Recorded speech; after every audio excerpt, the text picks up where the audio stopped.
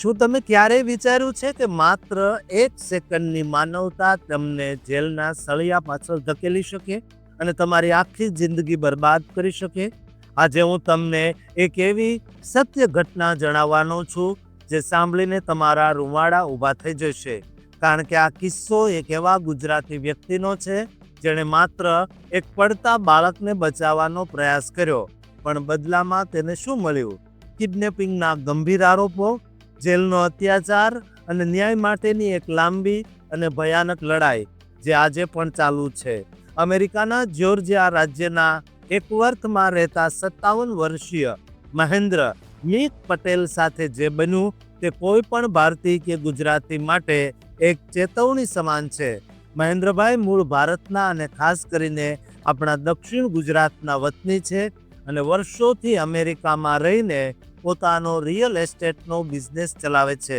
વાત છે 18 માર્ચ 2025ની, જ્યારે મહેન્દ્રભાઈ પોતાની વૃદ્ધ માતા માટે દવા ખરીદવા વોલમાર્ટ સ્ટોરમાં ગયા.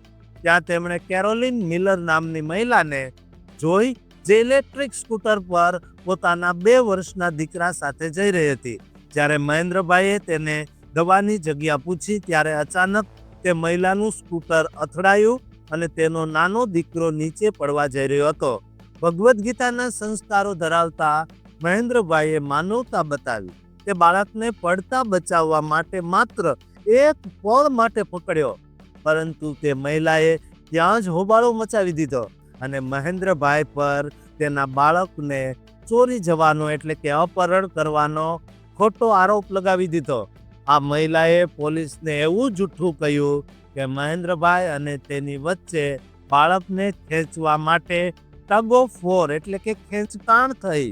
કમનસીબી તો જુઓ કે પોલીસે પણ સત્ય જાણ્યા વગર માત્ર 3 જ દિવસમાં એટલે કે 21 માર્ચ 2025ના રોજ મહેન્દ્રભાઈની હાઈવે પરથી ધરપકડ કરી લીધી.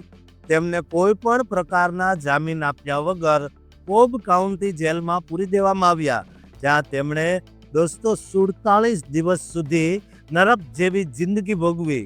જેલમાં તેમને હિંસક ગુનેગારો સાથે રાખવામાં આવ્યા. ત્યાં તેમને જીવથી મારી નાખવાની ધમકીઓ પણ મળી. શાકાહારી હોવાના કારણે તેમને જમવામાં પણ ખૂબ તકલીફ પડી અને આ માનસિક તણાવમાં તેમનું વજન 17 પાઉન્ડ જેટલું ઘટી ગયું. આખરે જ્યારે સીસીટીવી ફૂટેજ જોવામાં આવ્યા ત્યારે સત્ય સામે આવ્યું કે મહેન્દ્રભાઈએ કોઈ જ ખેંચતાણ કરી નહોતી અને તે મહિલા તદ્દન જૂઠું બોલી રહી હતી. 6 ઓગસ્ટ 2025ના રોજ જ્યારે તમામ આરોપો ફગાવી દેવામાં આવ્યા ત્યારે મહેન્દ્રભાઈ મુક્ત થયા, પણ ત્યાં સુધીમાં તેમનું સન્માન અને માનસિક શાંતિ અણાઈ ચૂકી હતી. આ કેસમાં જાતિવાદની ગંધ પણ આવે છે, કારણ કે મહેન્દ્રભાઈ ભારતીય મૂળના હોવાથી તેમની વાત સાંભળવામાં આવી નહોતી. દોસ્તો, હવે ન્યાયની આ લડાઈ એક એવા વળાંક પર છે, કારણ કે 9 ફેબ્રુઆરી 2026ના રોજ મહેન્દ્રભાઈએ તે મહિલા, પોલીસ વિભાગ અને જિલ્લા એટર્ની સામે ફેડરલ સિવિલ રાઇટ્સનો કેસ દાખલ કર્યો છે અને $25 મિલિયન એટલે કે અંદાજે $200 કરોડ રૂપિયાથી વધુના વળતરની માંગ કરી છે.